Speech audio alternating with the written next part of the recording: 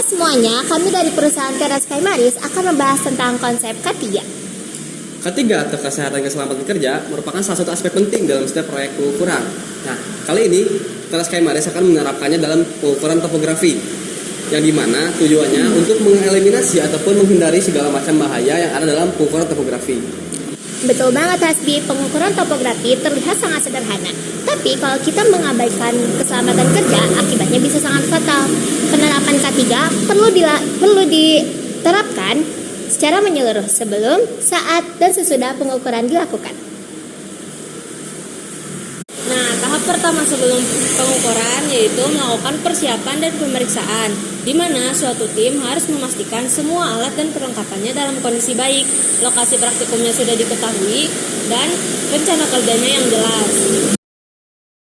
Nah, selain itu, seluruh anggota tim pengukuran harus dalam keadaan siap dan sehat untuk sebelum ke lapangan, yang dimana dalam keadaan tersebut merupakan salah satu keadaan yang sangat penting untuk setiap lajurnya pengukuran. Dan juga salah satu kegiatan yang gak kalah penting adalah briefing, yang dimana sebelum melakukan pengukuran, briefing perlu dilakukan, yang dimana tujuannya adalah untuk memberikan sebuah capaian-capaian dalam sebuah pengukuran. Salah satunya adalah untuk mengetahui apakah saja identifikasi bahaya yang ada dalam lapangan tersebut. Nah, dalam tahap ini, prinsip utama K3 adalah mencegah resiko sebelum terjadi.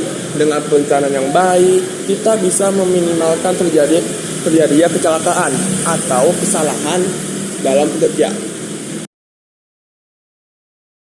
Selama proses pengukuran berlangsung, K3 menjadi sangat penting karena kita berhadapan langsung dengan kondisi lapangan yang sesungguhnya. Biasanya, medan pengukuran sangatlah bervariasi. Ada yang di pinggir jalan, di area terbuka, bahkan di lokasi pun ada yang miring atau licin.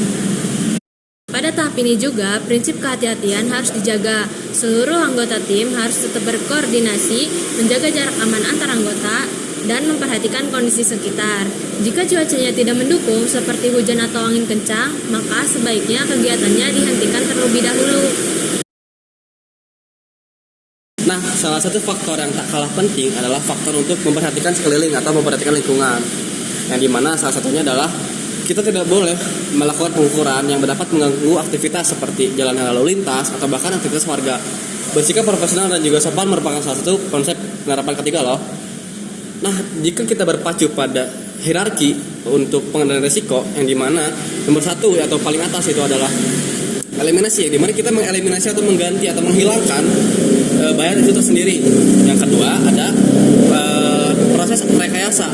Nah, dalam proses rekayasa kita merekayasa atau mengganti bahan maupun alat yang dapat mengakibatkan sebuah resiko atau bencana gitu.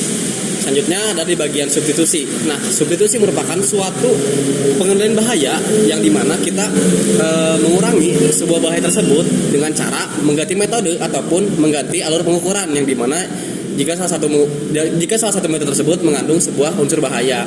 Yang selanjutnya adalah metode administrasi. Nah, kita bisa mengurangi sebuah risiko bahaya melalui administrasi. Semisal kita melakukan pelatihan kepada surveyor untuk bersikap selamat atau bersikap yang dimana mendukung dalam keselamatan nantinya di lapangan, seperti tidak mendirikan alat di suatu lereng yang sangat miring. Dan yang terakhir atau yang paling bawah yaitu penggunaan APD, yang dimana salah satu hal yang sangat disepelekan oleh beberapa kondisi. Nah, APD itu salah satu penting, yang dimana jika kita menggunakan APD yang dimana pada umumnya APD tersebut memiliki warna yang kontras, kita dapat terlihat dari jauh gitu, seperti itu. Intinya, saat pengukuran berlangsung, fokus utama kita adalah keselamatan diri, keselamatan tim, serta menjaga alat dan data tetap aman. Setelah semua pengukuran selesai dilakukan, bukan berarti penerapan K3 berhenti di situ. Tapi ini justru penting untuk memastikan tidak adanya resiko yang tertinggal. Nah, semua alat harus diperiksa kembali, dibersihkan, dan disimpan dengan baik.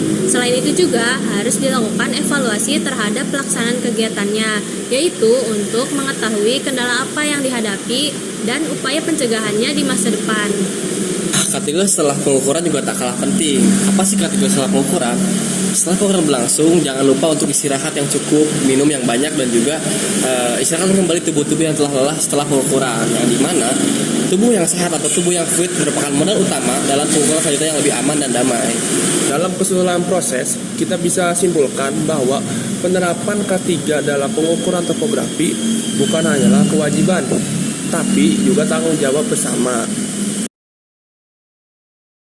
Mulai dari perencanaan, pelaksanaan, hingga penyelesaian, setiap langkah harus dilakukan dengan memperhatikan aspek keselamatan dan kesehatan kerja. Dengan menerapkan K3 secara konsisten, maka kegiatan pengukurannya pun bisa berjalan lebih aman, efisien, dan hasilnya pun akan lebih akurat. Nah, jadi gitu ya teman-teman, pentingnya K3. Karena ingat, keselamatan tidak bisa ditawar, karena pekerjaan bisa diganti, tapi keselamatan kan tidak. Nah, begitu penjelasan mengenai konsep K3. Saya Petra Sekali, sampai bertemu di